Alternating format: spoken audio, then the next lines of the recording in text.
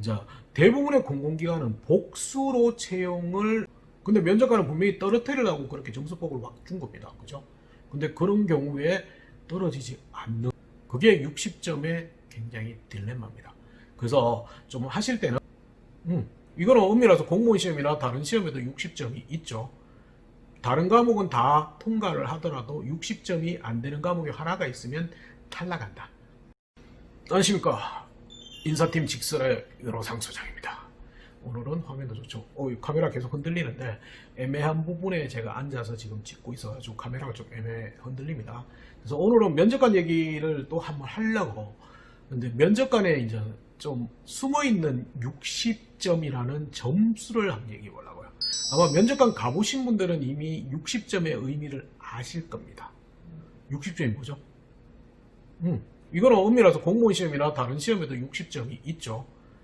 다른 과목은 다 통과를 하더라도 60점이 안 되는 과목이 하나가 있으면 탈락한다. 꽈락이라고 하죠. 꽈락.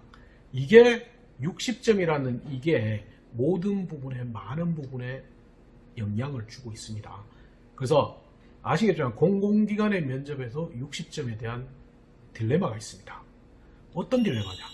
일단은 결론을 얘기하면 60점 이하, 60점 이하가 아니고 원래는 60점 미만입니다. 미만. 그래서 60점까지는 엄밀해서 합격 여부가, 이제 합격 여부와 관계없이 점수가 인정되는 점수고, 60점 미만, 59점부터는 엄밀해서 그 친구가 59점을 받으면 꽈락입니다. 꽈락. 그래서 무조건 탈락이 되는 걸로 알고 있습니다. 근데 여기서 이제 조금 애매한 것이 발생한다는 거. 왜? 이게 면접관 한 명이 이렇게 점수를 줄 수 있다면 괜찮은 부분이죠. 근데 여러 명이 점수를 주시잖아요. 그죠? 그래서 통상적으로는 여러 명의 면접관이 있으면 최고점, 최하점을 제외하고 그 다음 평균 점수로 평가를 하는 경우가 대부분이었습니다. 지금까지. 근데 요즘에는 이제 면접관 수를 좀 줄이면서, 예전에 면접관 수가 많았습니다. 그래서 정말 당황스러웠던 거는 이제 여러분 한 명이 들어갔는데 면접관에 9명 막 이렇게 앉아 있는 경우가 많았거든요. 근데 그것도 엄밀은 안 좋으니까 조금은 줄이자 해가 면접관 숫자가 많이 줄었습니다. 그래서 보통 5, 6명 정도? 4, 5명 정도가 많습니다. 그러다 보니까 이제 평균 점수를, 그러니까 최고점, 최하점을 제외하면 실제 몇 명이 안 됩니다. 그럼 2, 3명이 평가한 걸로 그걸 결론 낸다. 그거 위험하기 때문에 요즘에는 최고점, 최하점을 안 하는 경우가 많습니다. 기본적으로 그냥 평균을 내는 경우가 많습니다. 근데 이 과정에서 뭐가 문제냐? 그래서 어떤 특정의 면접관이 59점을 줬으면 그 친구는 떨어질 것 같은데 다른 분은 그렇게 안 줬다는 게 문제죠. 그죠? 그래서 그 부분이 약간은 딜레마가 빠집니다. 그래서 그렇고, 두 번째는 뭐냐면 점수 폭이 다르다는 거. 엄밀해서 어떤 면접관은 이제 최고점을 90점대를 주고 그 다음에 중간을 70점대, 60점대 이런 식으로 나눠주시는 분이 있고, 또 어떤 면접관은 약간은 소심하다고 해야 되나?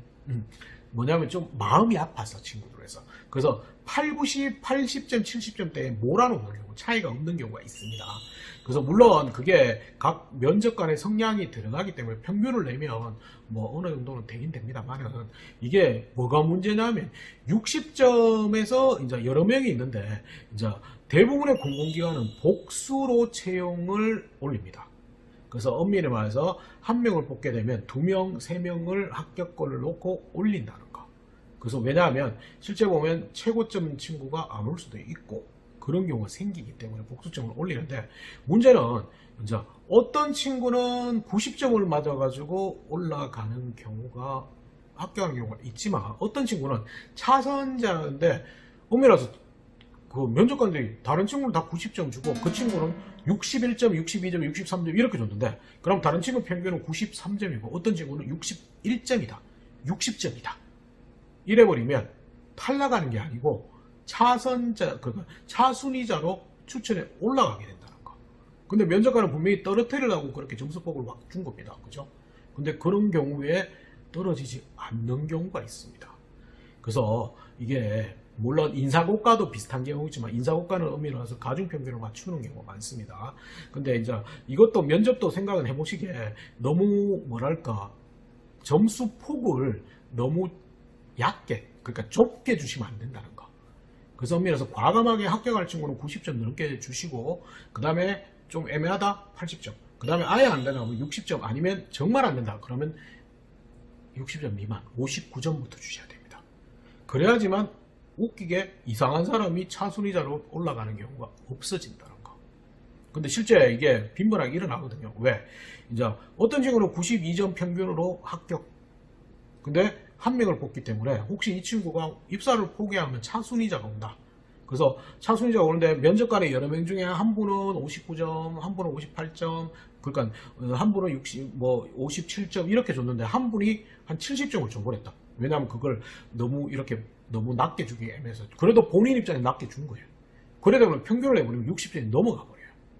그럼 면접관 5명 중에 4명은 떨어뜨린다고 부적격이라고 평가했는데 한 분의 점수 때문에 그분이 60점 평균을 넘어가지고 차순위자로 같이 올라갈 수 있습니다. 그래서 그러다 보면 문제가 없어. 왜? 제일 점수 좋은 분이 입사를 하면 되는데, 미안하지만 공공기관의 특성상 되고 나서 안 오시는 분도 생기거든요, 실제. 그리고 결격 자료가 생기는 경우도 있습니다. 그러면 면접관 5명 중에 4명은 떨어진다. 이 친구는 도저히 조직에 안 맞다, 직무에도 안 맞다고 한 친구가 나중에 근무하는 케이스가 생겨버린다는 거. 그게 60점의 굉장히 딜레마입니다. 그래서 좀 하실 때는 점수 폭을 좀 많이 주시는 게 낫습니다. 너무 안쓰럽다고 해가지고 그냥 한 5점 차이, 4점 차이 이런 식으로 줘버리면 이런 문제가 생긴다는 거. 그래서 그걸 좀 생각했어요. 그래서 60점의 딜레마, 좀 이상한 법칙 이런 것들이 면접관한테 존재하기 때문에 조금은 과감하게 점수의 레인지 폭을 많이 주시는 것이 오히려 더 의미 있는, 더 객관적인 평가, 그리고 더 냉철한 평가가 된다는 걸 조금은 기억하셨으면 좋겠습니다. 아시겠죠? 오늘은 면접관 얘기했습니다. 60점의 딜레마라고 해야 되나? 뭐라고 해야 잘 모르겠습니다. 하여튼 60점. 그게 참 애매해진다는 거. 아시겠죠? 다음에 또 뵙겠습니다.